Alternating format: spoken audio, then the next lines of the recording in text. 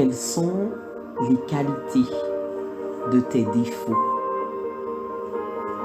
Un défaut, qu'est-ce qu'un défaut? Selon la définition du Larousse, un défaut en électricité, c'est une modification accidentelle du fonctionnement normal d'un dispositif. En matière de métallurgie, un défaut est une défectuosité produite dans les pièces au cours de leur élaboration, de leur transformation ou de leur utilisation. La Bible nous dit que tout ce que Dieu a créé est bon, mais à un certain moment, après un certain parcours, la conception initiale de Dieu peut être corrompue. Il en est de même pour nous. Dieu nous a créés. Il nous a tissés dans le sein de notre mère. Notre personnalité, ce que nous sommes, a été voulu par lui. Quand il t'a tissé dans le sein de ta mère, il a déposé en toi des caractéristiques que seul tu possèdes. Il a bâti la personne que tu es. Il a bâti ta personnalité et cela était bon. Cette personnalité, ces traits de caractère ont été déposés pour un but bien précis que lui seul connaît. Chaque être humain a été créé sur terre dans le but d'accomplir un plan bien précis. Et Dieu maîtrise l'univers.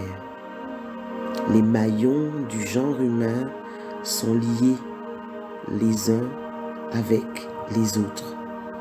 Et chacun occupe une place et chacun a sa place. Et Dieu sait ce qu'il fait parce que ses plans sont parfaits. Dans la Bible, nous pouvons analyser deux caractères, celui de l'apôtre Pierre et celui de l'apôtre Paul. L'apôtre Pierre était connu pour être un homme bourru, avec un caractère impulsif et bien trempé, et pourtant Dieu l'avait choisi. Ce que Dieu avait créé à l'origine avait été altéré. Il fallait que les défauts de l'apôtre Pierre soient convertis pour qu'il soit l'instrument efficace qui devait impacter le monde. Dieu l'avait créé avec sa fougue. Dieu l'avait créé avec son impétuosité. Dieu l'avait créé avec sa ténacité, avec sa force de caractère. Mais tout cela avait été utilisé dans le mauvais sens. Ces défauts devaient être convertis pour servir la cause du royaume de Dieu. Jésus avait pu dire à l'apôtre Pierre dans Luc 22 au verset 32, « Quand tu seras converti, affermis tes frères. » Mais que voulait dire Jésus à cet homme qui marchait avec lui en garde rapprochée depuis 3 ans? Sa personnalité, son fonctionnement, ses défauts, ses qualités devaient être converties. Pour être effectif et marcher dans son plein potentiel, il devait revenir aux prémices de la création que Dieu avait pensé quand il le tissait dans le ventre de sa mère. Analysons maintenant le fonctionnement de l'apôtre Paul. Paul était un homme jusqu'au boutiste. Il allait toujours au bout des convictions qui étaient les siennes. Il prenait position et il s'y tenait. Son cœur était ferme.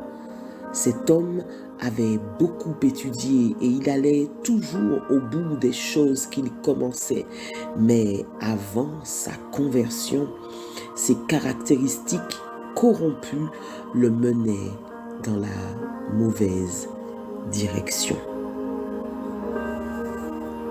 Il a fallu que Jésus l'arrête sur le chemin de Damas pour qu'il soit repositionné.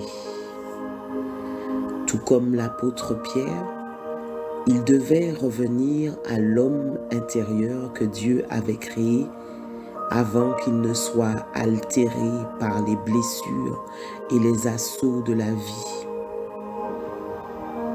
Comme pour l'apôtre Pierre, pour que son ministère atteigne son plein potentiel, il devait revenir aux prémices de ce que Dieu avait pensé quand il le tissait dans le sein de sa mère.